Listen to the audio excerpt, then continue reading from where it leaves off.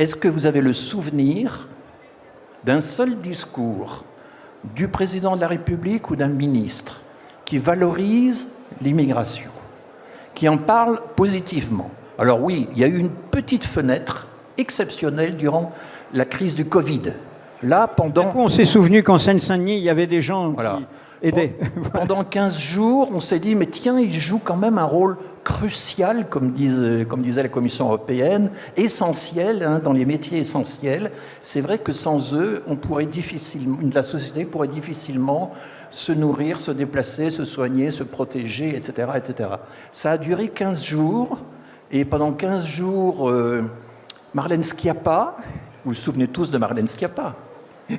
Marlène Schiappa avait envoyé au préfet une circulaire. Une circulaire, c'est juste une recommandation.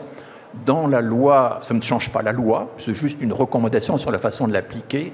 Et elle avait dit au préfet, écoutez, il est prévu que les dossiers de naturalisation, on peut les accélérer pour des gens qui ont rendu de signaler service à la nation. C'est la formule utilisée. Donc, considérez que si on a joué un rôle essentiel pour poursuivre la vie quotidienne de la nation pendant la crise du Covid, c'est une contribution essentielle qui permettrait d'accélérer le dossier de naturalisation. C'est tout ce qu'on ne sait même pas quel est le bilan de tout ça. Des chiffres ont été cités qui sont très difficiles évidemment à vérifier.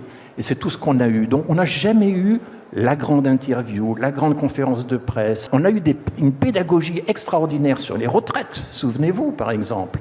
On n'a jamais eu l'équivalent sur l'immigration. Et il ne faut pas s'étonner qu'à ce moment-là, effectivement, le discours dominant soit ce qu'il est en ce moment.